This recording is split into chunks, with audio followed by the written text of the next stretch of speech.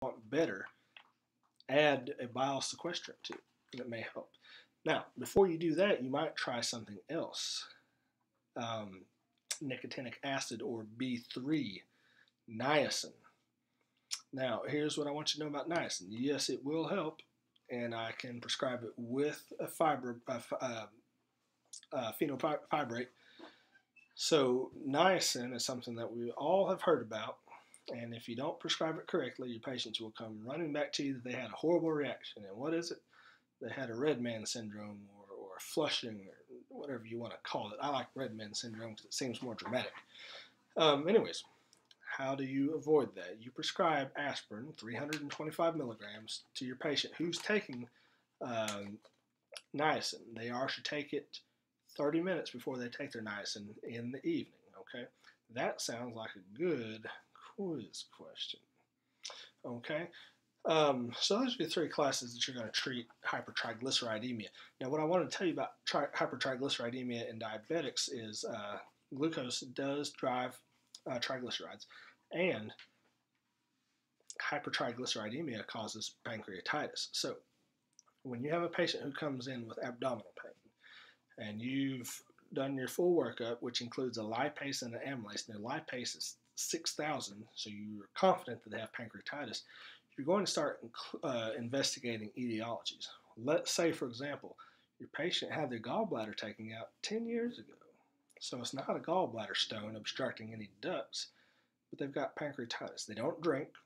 Their liver looks good. In fact, their liver function test is perfect. But their blood sugar is 550. Big clue. And in that case, do you know how to treat the triglycerides? Treat the diabetes. Treat the blood sugar, IV flows. This is a hospital situation, but this may come to you at your clinic and you'll send them to the hospital. But just be aware. That's not a quiz question right now.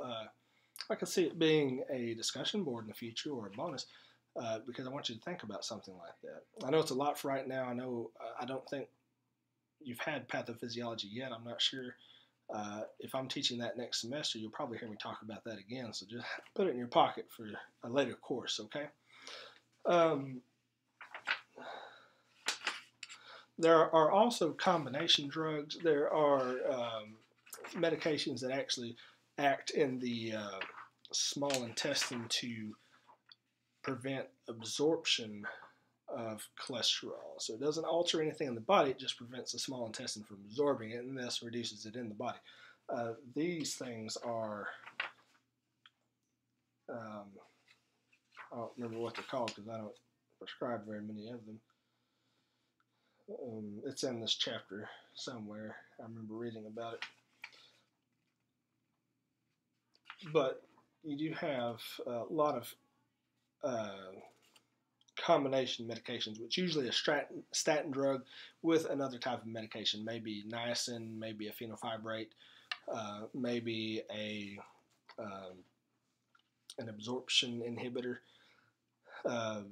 Those medications are simply taking two known classes and putting them together. We can give you one drug. It's kind of like lisinopril and hydrochlorothiazide, killing two birds with one stone.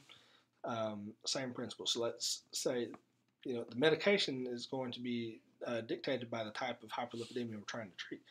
Let's say the patient's total cholesterol and triglycerides are very high. The HDL is actually normal, and the LDL is only borderline high. Well, then maybe a combination statin and niacin, or statin and phenofibrate, might best suit this patient. Okay? Not difficult stuff, but here's the juice right here. On 131 is the spotlight on hyperlipidemia. Those are some of the guidelines that I'm talking about. It's a big, gigantic table, step 1 through 10. I hated this when I was in school because it's like, good God, who goes through this much effort? But there is a lot of science behind it. I don't expect you to know the whole thing, but be prepared. Read over it. There may be, it's definitely fair game for quiz questions, okay? I'm not going to trick you and be like, what's step 6? No, it will be a lot more intuitive than that, because if someone kicked down my door right now and said, what are we going to do about step 7 for hyperlipidemics? I just have to jump out the window because I don't know. People don't kick down my door often. But if they did, I imagine those are the kinds of questions they would be asking. Okay, I know that was kind of brief. Those chapters are really actually surprisingly brief for the content, which is okay. I don't think that you're getting shorted on any information, especially for the family setting. And when I say that, don't think that I mean that, oh, you don't need everything.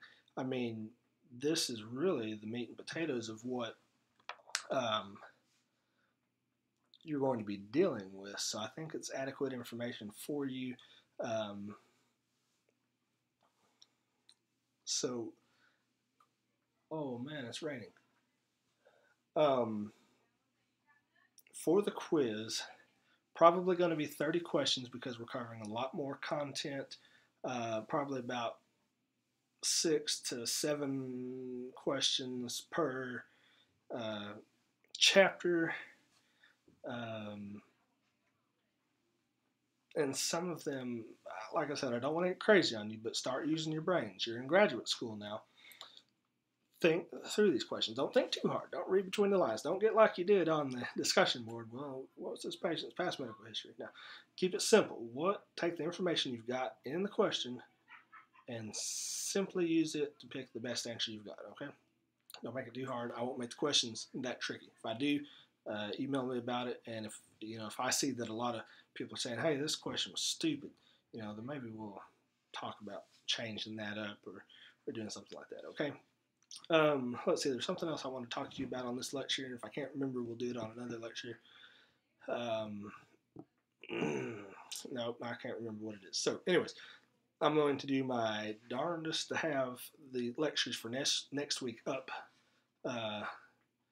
before next week, at least over the weekend. I'm going to confess right now, Dove season opens Saturday, and the first Razorback game was on. I ain't doing any schoolwork, and I don't blame you if you don't either. Okay? Quiz will open up probably Friday because I don't want to spend any more time past tomorrow working on it, and I'm going to leave it open until next Friday. Okay? That'll give you ample time. Don't spend too much time doing extra study to take the quiz into next week because trust me, we get into antibiotics and immune altering agents. Whoa, antibiotics is tough. And you'll prescribe those medications more than anything in the primary care setting, in the hospital. And the thing is, it's really important to understand them, okay? So let's get this quiz out of the way. You're all going to do great. Everybody's doing very well in the course. I love the discussion boards. Again, if you have any comments about the course that you think need to be different, tell me. If it hurts my feelings, the class may become suddenly harder. No, I'm just teasing. Good luck. Text, email, whatever. Good luck on your quiz, okay? See y'all next week.